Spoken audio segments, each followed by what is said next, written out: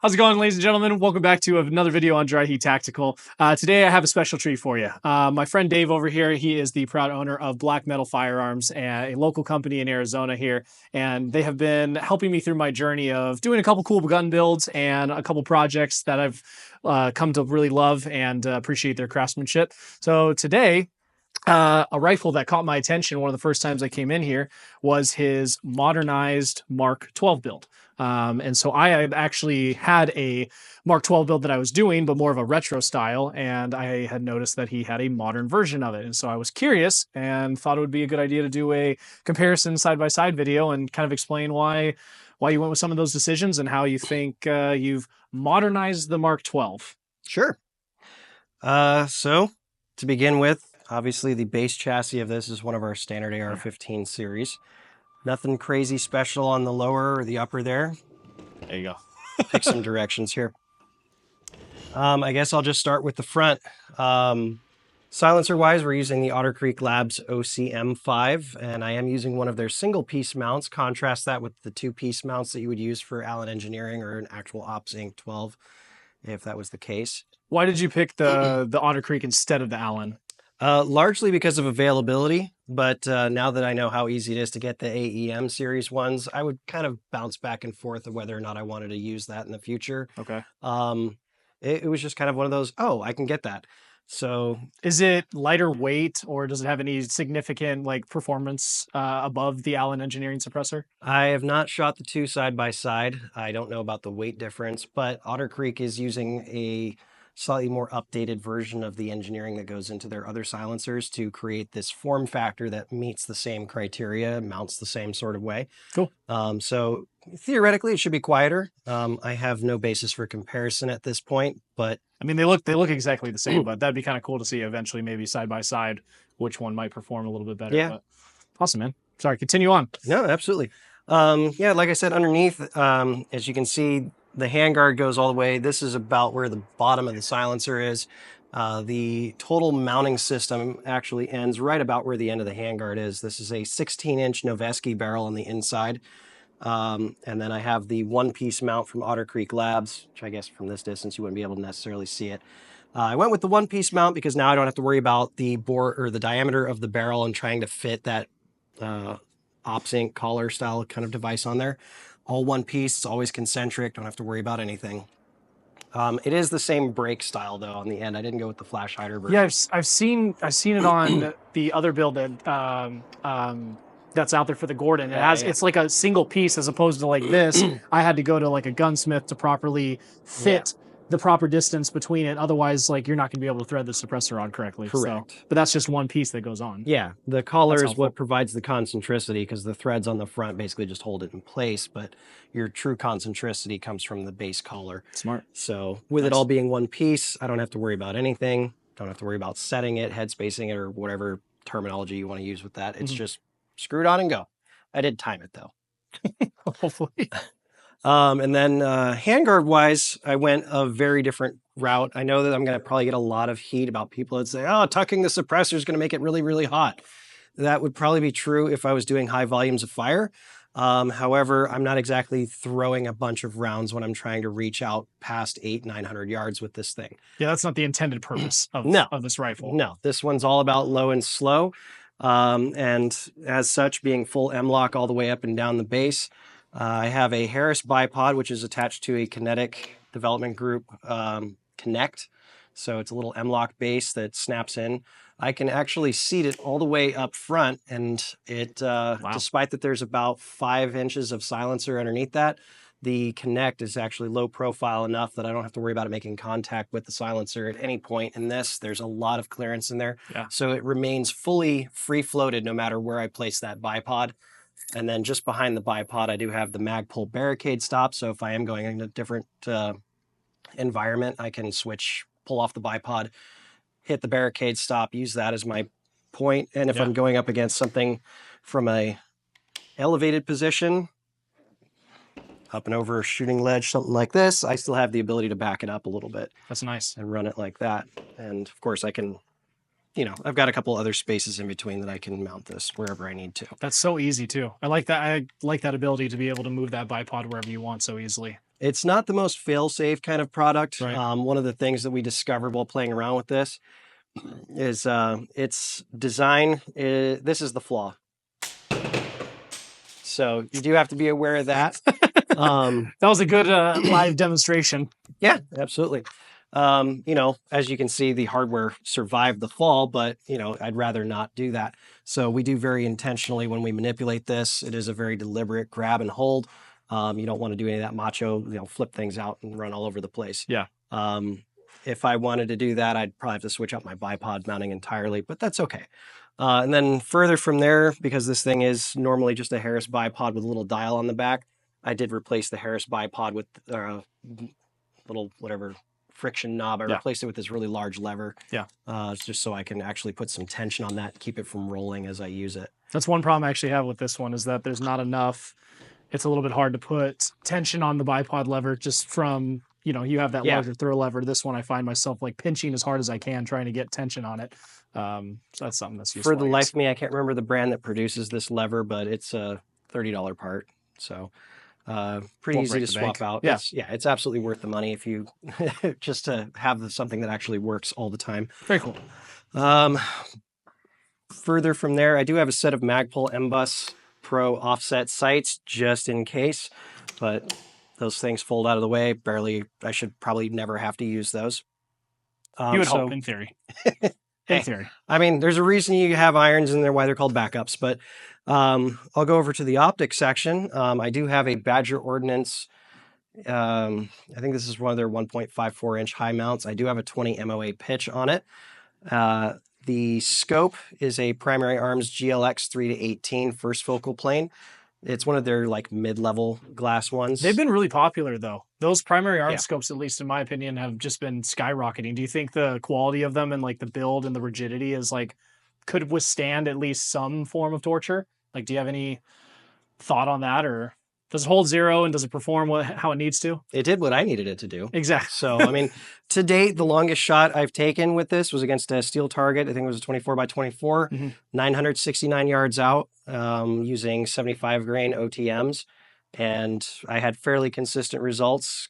But looking at the rounds, if you've ever looked at some of those Hornady bullets, their front tips are a little inconsistent with how big that hole is, which means that you're going to have slightly inconsistent results at distance. But I think if I started playing around with some higher quality ammo, like moving up to some of the really nice match grade stuff from Badlands, those guys really know how to make a round. So I really want to play around with some of those. I want to try their 85 grain match burner in this.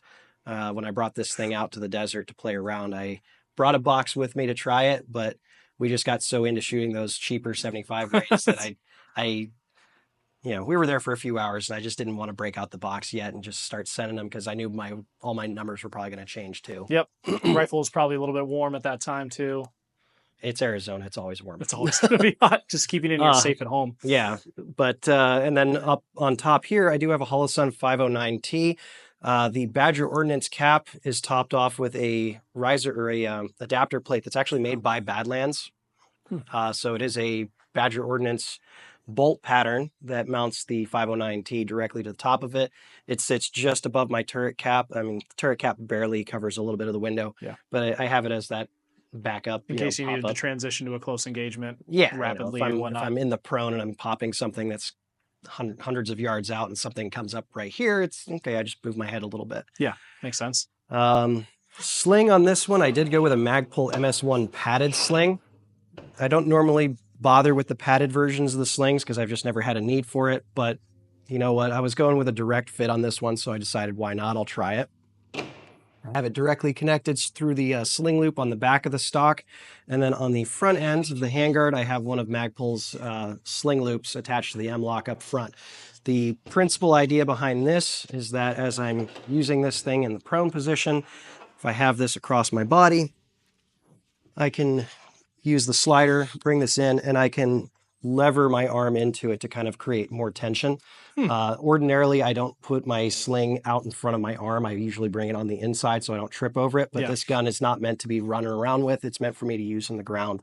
So I can bring this into the body and use it to kind of leverage my arm into the sling. Yeah. And So this doesn't have this sling mount, so it's so horizontal, like versus a QD cup. Even if you had the anti-rotational like QD version of it, you would still have some like side to side, up yeah, and down play. Versus this is yeah, strictly just horizontal, straight along the rifle. correct. There is no rotation on this. It's just up and Wow, down the gun. So makes sense. keeps it fairly fixed. I don't have to worry about it swiveling around, binding on me. Those Um, Magpul slings, I think, are slept on. I don't think people take advantage enough of the price that you can get the Magpul sling yeah. for. Like ridiculously fair price, and hmm just the amount of comfort, rigidity, and simple like ease of use. Like these slings are Yeah. definitely not utilized Oh yeah, enough. you can easily slide this thing shorter and longer. I like that the webbing is actually a lot wider and slicker than some of the alternative brands out there. Mm-hmm. I do have brands such as Blue Force Gear on some of my other rifles, and I do like those slings, but Yeah, I like how quickly this thing adjusts versus the like almost a dry cotton feeling that I yeah, get from some of the other guns. yeah. Now, that said, if I'm on fire, I might appreciate that one better than this one because I'm pretty sure this will melt to my skin. But, I'm trying not to In the set rare myself case on that fire. you're on fire, Blue Force Tactical might be the better way to go. In the Blue rare Force Gear. case, yeah, Blue Force Gear. But yes, very cool. Your stock choice here though. Ah, yes. So, moving on to the buffer system. This one I'm using Bravo Company's A5 sized buffer assembly. They call it a Mark II. Previously, they used to call it an intermediary or Yeah. intermediate. So I've kind of messed around with this one when I tried to gauge exactly how much buffer I needed for how much silencer I have on this thing with the rounds that I'm using. I started all the way up with their H4 version of the buffer, which is like the heaviest one they make that's not into the PCC side of the house. Still locks the bolt to the rear completely. Nice. So that's what I'm working with on this one.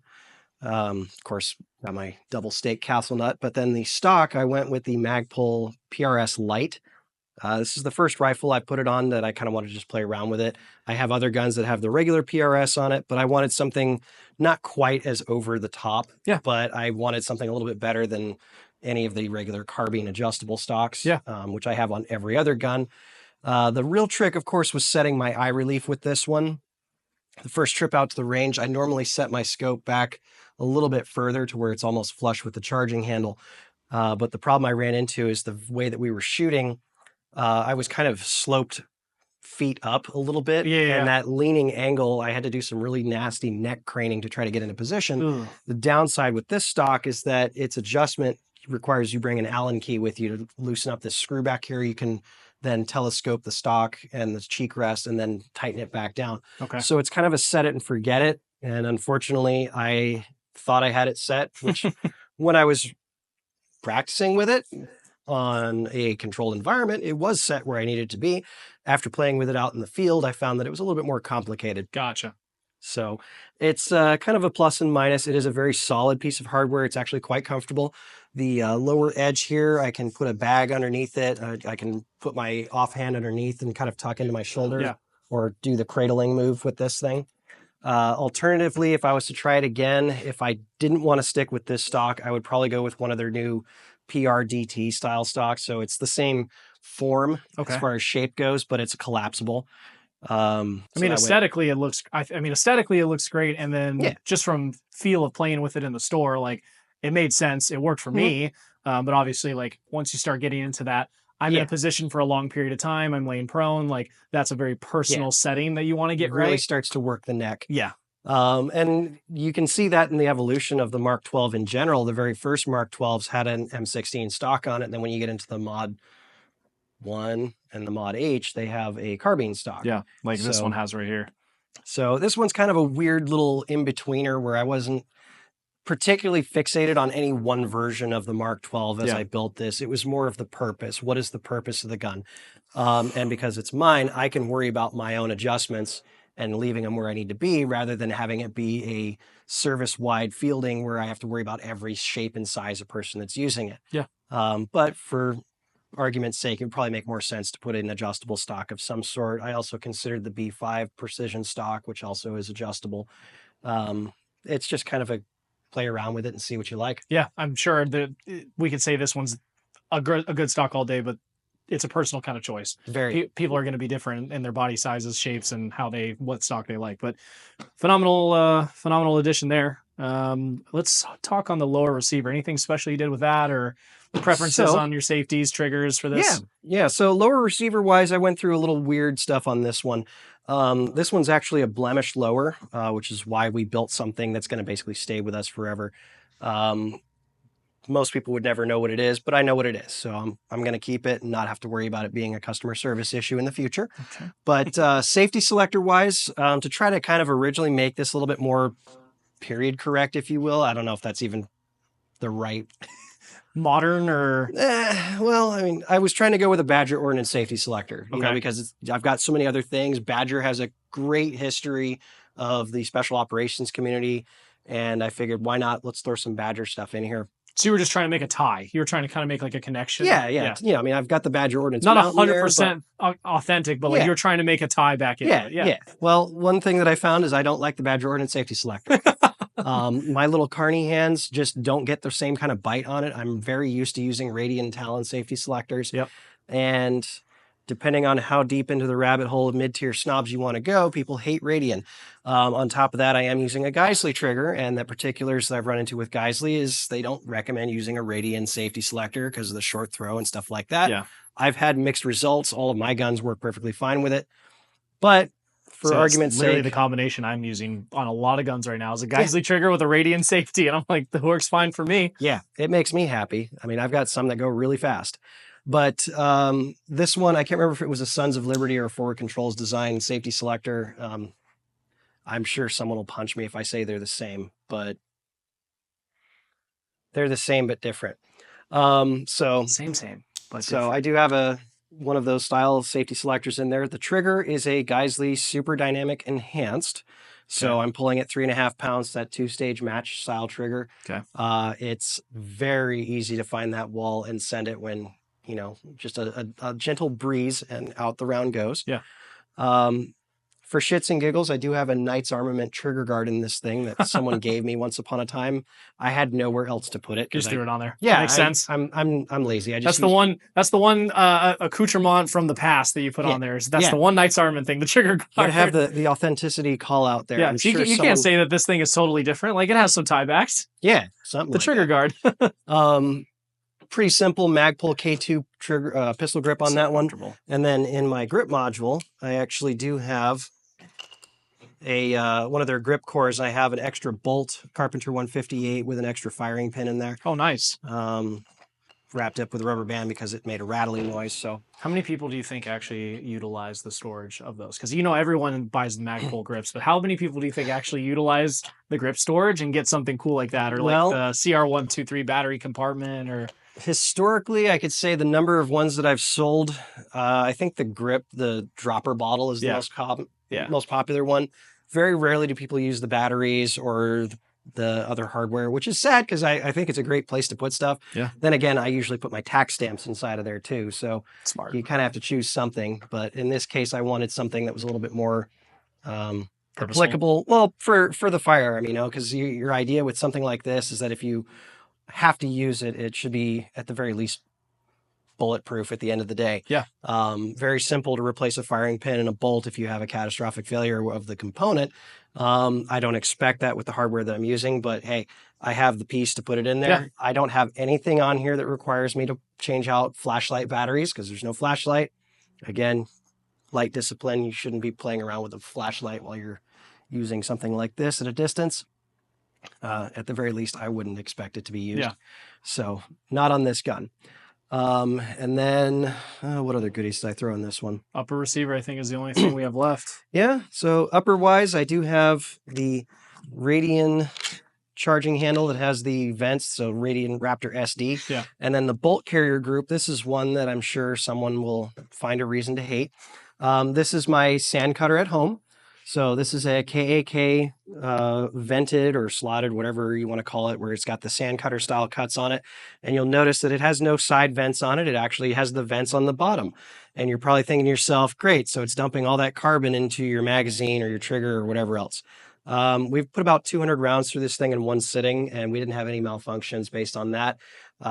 Side by side with another gentleman who was shooting with an actual, I think he had a Centurion sand cutter or something like that.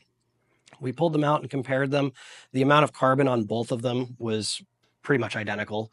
Really? We took pictures of both of them, the insides of the guns after we were done shooting. No noticeable difference. The nicest part about this, of course, is that there was no port pop, no first round pop. Yeah. And gas wise, it wasn't obnoxious. You think you noticed a difference between the SD and that specific bolt carrier group, like down venting? With those two combined, you think there was a difference in gas coming back in your face? It's kind of hard for us to gauge with this one because we're not doing a lot of high volume firing with it, but we have it, so we use it. I think it makes a difference, but we also do a couple of other things, such as we grease up the charging handle. We use a little bit of white lithium grease on that, which kind of provides yet another barrier. And then, of course, the rest of it is just thoroughly lubricated.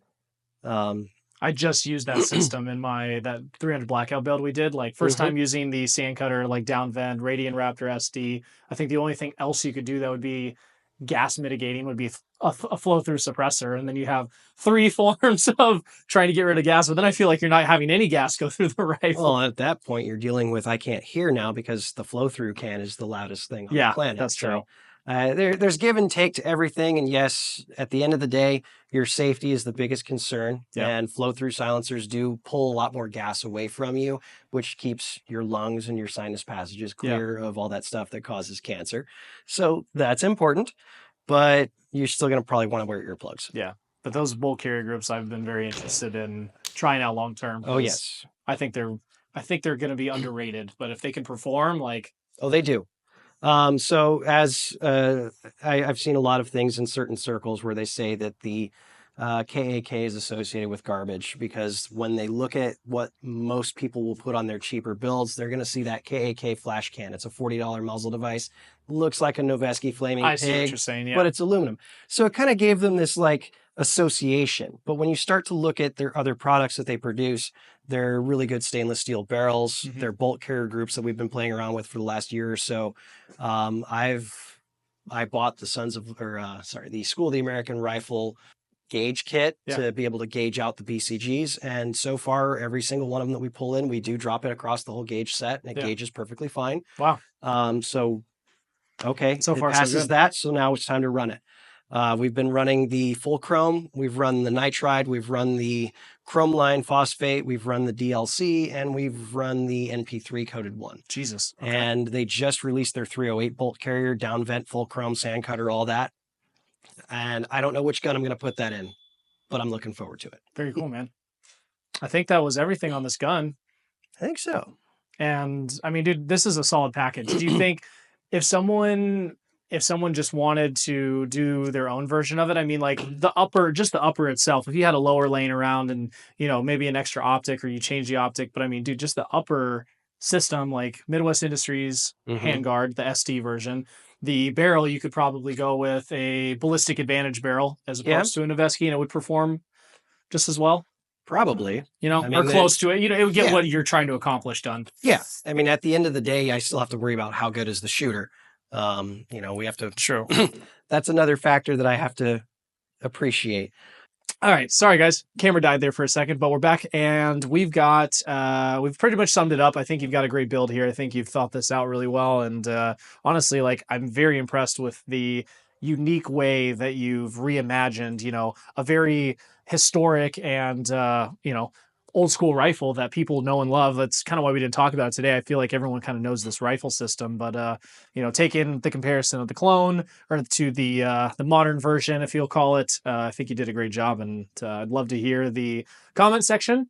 I'd love to hear what you guys think of it. Love to hear some, things that you might change, or maybe you have a Mark 12 that you did that's a little bit more modern, but I mean, dude, people can get it, make their own, no problem. If you want a budget version, which obviously, your price point is up to you, but I feel like you could do this for a relatively good price, or you could really shell it out and make a $4,000, $5,000 rifle. This one's ticking about $5,400 altogether with the optic and the suppressor. With the can. Yeah, so with everything in there, $5,400. I mean, the suppressor adds, what, $800 plus $200 for a tax stamp. Correct. I don't even know if I added in the tax stamp on it, honestly. But a lot of people, depending on who you ask, they don't consider the tax stamp as a value added. I disagree. It's not a value added, but it is a cost of the piece. It has to be, yeah. You know, we also got the Noveski barrel, which is a little bit more premium. Honestly, the optic setup, though, I think is pretty solid. I don't know if I would go it's much quite cheaper, reasonable for the optic, honestly. And I didn't want to go bottom of the barrel because I did have goals with this thing, and I have messed around with glass clarity. And there is a huge difference between, you know, a $500 scope, an $800 scope, and a $1,500 scope.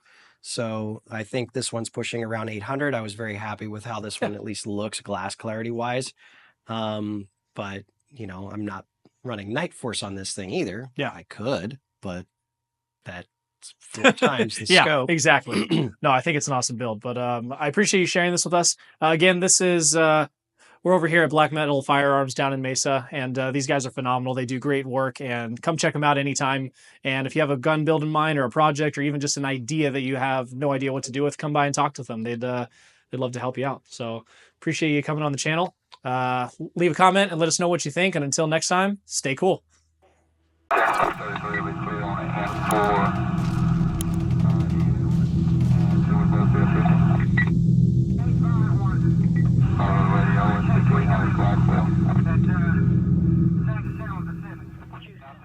We're in frame. And well, my head's in frame. Oh, fuck. Holy shit, dog. Shall I get a box? God damn it, dude. No, it's okay. All right, 3, 2, 1. Howdy, folks. Welcome to Dry Heat Tactical. God damn it. I'm like thinking you're adjusting something, and I just peek down, and it's just fucking... God! All right. Jesus Christ. I can't do this seriously. I can't. Oh, my goodness. Yeah. I don't know where we left off, but I'll just chime in at... Jesus Christ. I'll just chime in at... Eventually, you just learn to zone it out.